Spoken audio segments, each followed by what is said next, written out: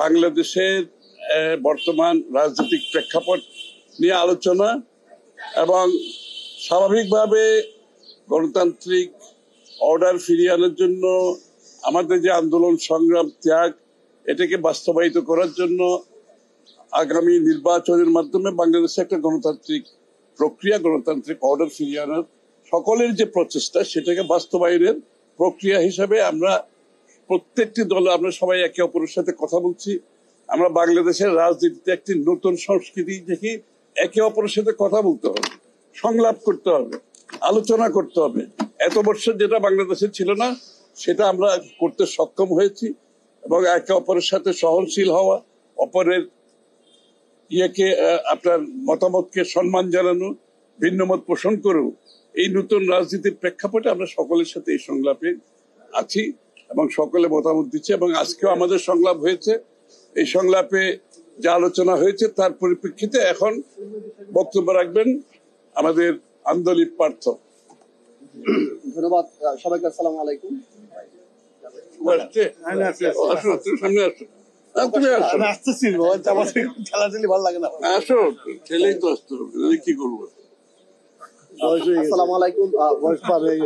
সবাইকে আন্তরিকভাবে ধন্যবাদ এবং বিশেষ করে বিএনপি কে ধন্যবাদ এই ধরনের একটা উদ্যোগ নেওয়ার জন্য, সকল পার্টিকে বা সকল রাজনৈতিক দলকে ডেকে আমরা যে আলাপটা করলাম আমরা সবাই উপলব্ধি করি যে বাংলাদেশে গত 16-17 বছর বাংলাদেশে যে কোনো নির্বাচন হয়নি।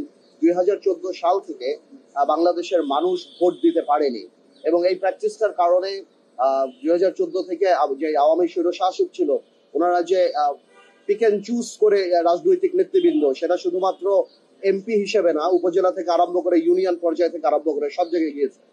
তো সেই প্র্যাকটিসটাই যাতে না থাকে, এখনো যে মানুষের একটা আকাঙ্ক্ষা যে নির্বাচিত জনপ্রতিনিধিদের মাধ্যমে তাদের প্রবলেম সলভ হবে, তাদের যত সমস্যা আছে তার সমাধান হবে, সেটা আমরা উপলব্ধি করি এবং বাংলাদেশের মানুষ তাকিয়ে আছে একটা নির্বাচনের জন্য।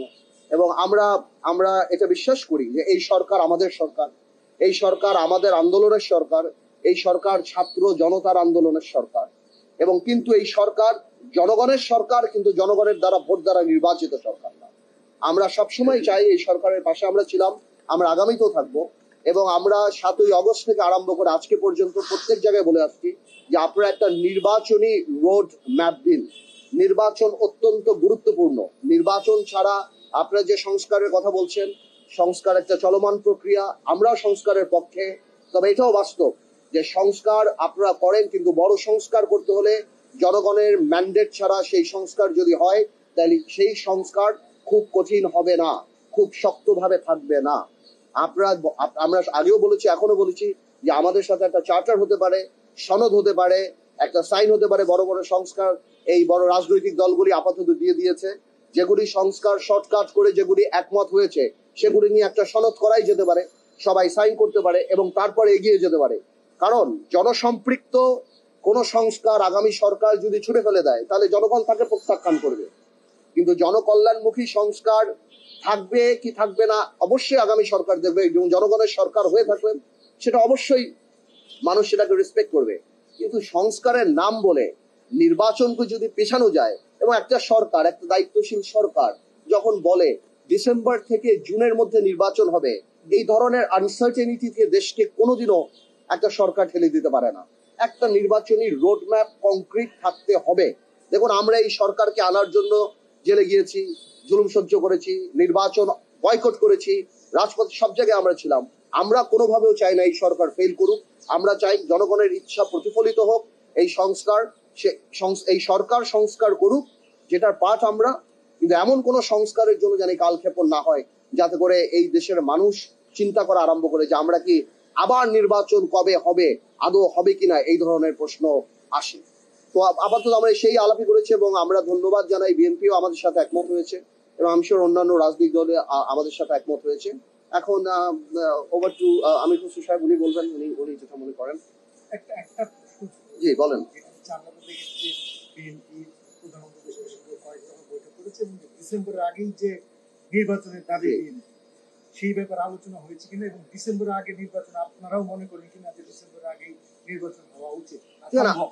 বললো তো ডিসেম্বর আগে তো অবশ্যই নির্বাচন করা সম্ভব, বিকজ মেজর পলিটিক্যাল পার্টিগুলি যে সংস্কারগুলি দিয়ে দিয়েছে ওনারা শুধু এগুলি কাটশট করে তারা বলে দিবে যে কোন কোন ব্যাপারে ওনারা একমত হয়েছে, আর যেগুলিতে একমত হয়নি সেগুলি তো আর নেগোসিয়েশন করার সুযোগ নাই। সেগুলি যদি ওনারা জনসম্মুখে বললেই পারে, যদি জনকল্যাণমুখী কোনো সংস্কারে আমরা একমত না হই তাহলে সেটা তো জনগণ আমাদেরকে প্রত্যাখ্যান করবে। কিন্তু তার মানে তো এই না যে প্রত্যেকটা পিন পয়েন্ট ধরে আপনি যদি এরকম পারপিচুয়াল টাইম নিয়ে যাবেন যে সংস্কার কবে হবে, এবং জাতি এরকম একটা আনসার্টিনিটি থাকবে, রাজনীতি আনসার্টিনিটি থাকবে, দেশের ইকোনমি আনসার্টিনিটি থাকবে। আজকে বড় বড় ইন্ডাস্ট্রি থেকে আরম্ভ করে কলকারখানা, মানুষ কেউ ইনভেস্ট করতে যাচ্ছে না এই চিন্তা করে ইলেকশনের পরে হবে, ইলেকশনের পরে করব, স্টেবল গভর্নমেন্ট নাকি। বৈদেশিক যারা আমাদের বন্ধু বান্ধব বা অন্যান্য দেশ আছে তারাও পর্যন্ত এই সরকারকে ওই সিরিয়াসলি তারা নিবে না, বিকজ আপনার টার্ম কতখানি সেটার উপর নির্ভর করে যে লং টার্ম আপনার কি হবে। আমার মনে হয় যে এই কালক্ষেপণ এখন না করে নির্বাচনী রোড ম্যাপটা এখন জনগণের দাবি, আমার মনে হয় সেটাতেই কনসেন্ট্রেট করা উচিত এই সরকারের। ধন্যবাদ। হ্যাঁ, হ্যাঁ।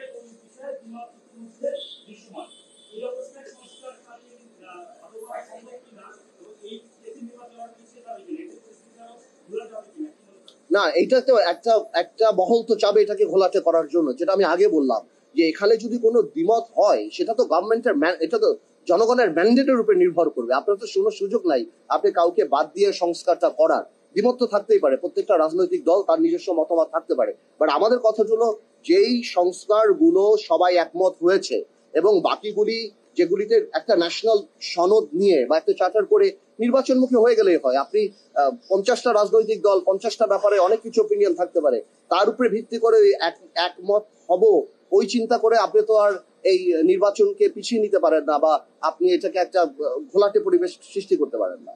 আসলে ব্যাপারটা হচ্ছে বাংলাদেশে তো আমরা বাকশাল করতে যাচ্ছি না। সবাই যে একমত, সবাইকে যে একমত হতে হবে এটা যারা চিন্তা করে এটা একটা বাকশালী চিন্তা, যেটা শেখ হাসিনার পিতা করেছিলেন। কারণ বিভিন্ন দলের বিভিন্ন দর্শন চিন্তা ভাবনা থাকবে, ভিন্ন মত থাকবে। বিষয়টা হচ্ছে যেখানে ঐক্যমত হয়েছে সেগুলোর বাইরে সংস্কার করার কোনো সুযোগ নাই। এর বাইরে যেটা করতে যাবে সেটা আপনাকে ডেমোক্রেটিক প্রসেসের মাধ্যমে আসতে হবে, নির্বাচনী প্রক্রিয়ার মাধ্যমে আসতে হবে, জনগণের ম্যান্ডেট নিয়ে আসতে হবে। সুতরাং যেগুলো ঐক্যমত হয়েছে এই বিষয়গুলো জাতির সামনে কেন তুলে ধরা হচ্ছে না, এটাই প্রশ্ন। অলরেডি সবাই সাবমিট করে দিয়েছে, অনেকদিন সময় চলে গেছে, আলোচনা শেষ। আপনি এটার জন্য এক সপ্তাহের বেশি সময় লাগে না কোথায় ঐক্যমত হয়েছে। জাতিকে জানান কোথায় ঐক্যমত হয়েছে, জাতি জানুক, এবং ওই ঐক্যমতের ভিত্তিতে আমরা সনদ সই করে দিয়ে নির্বাচনের দিকে এগিয়ে যাই। খুব সহজ ব্যাপার, এর বাইরে যাওয়ার তো কোনো সুযোগ নাই। সুতরাং আজকে যে প্রেক্ষাপট, এই প্রেক্ষাপটে নির্বাচনী রোড ম্যাপ না দেওয়ার কারণে জনগণের মধ্যে যে সংশয় সৃষ্টি হচ্ছে, জনগণের মধ্যে যে প্রশ্নের উদ্রেক হচ্ছে, এটা গণতন্ত্রের, আগামী দিনের গণতন্ত্রের জন্য, নির্বাচনের প্রক্রিয়ার জন্য ভালো কিছু বয়ে আনবে না। যত তাড়াতাড়ি সম্ভব নির্বাচনের রোড ম্যাপ দিয়ে আশ্বস্ত করতে হবে জাতি গণতন্ত্রের দিকে যাচ্ছে, জাতি গণতন্ত্র ফিরে পেতে যাচ্ছে, এবং গণতন্ত্রের বাহক হচ্ছে নির্বাচন। তার মাধ্যমে আপনি গণতান্ত্রিক ট্রানজিশনে যে যাবেন এটা জাতিকে জানতে হবে। এটার জন্য দেশের ভিতরে প্রস্তুতি আছে, দেশের বাইরে প্রস্তুতি আছে। ভারত যেটা বলেছে, এই যে বিনিয়োগকারীরা যারা আসছে বাংলাদেশে তাদের সবাই একটা প্রশ্ন, শেষ প্রশ্ন হচ্ছে নির্বাচন কবে হবে, এবং সবাই জানতে চায় কবে নির্বাচন হবে, এবং নির্বাচনের পরে তারা সিদ্ধান্ত নেবে। দেশের ভিতরের বিনিয়োগকারী, দেশের বাইরের বিনিয়োগকারী, শুধু বিনিয়োগ তো নয়, যত স্টেক হোল্ডার বাংলাদেশের সাথে কাজ করছে সবাই সিদ্ধান্তের ব্যাপার আছে, সবাই অপেক্ষা করছে নির্বাচনের জন্য। সুতরাং যেখানে ঐক্যমত হয়েছে এগুলো ডিক্লেয়ার করেন, সনদ সই করে দিয়ে নির্বাচনের রোড ম্যাপ অতি সত্বর দিয়ে এই সংশয় থেকে জাতিকে মুক্ত করে দেয়। সবাই গণতন্ত্রের পথে চলতে চায়, সবাই গণতান্ত্রিক অর্ডার ফিরে পেতে চায়, বাংলাদেশের মানুষ তার মালিকানা ফিরে পেতে চায়। ধন্যবাদ। আসুন স্যার। ভালোই।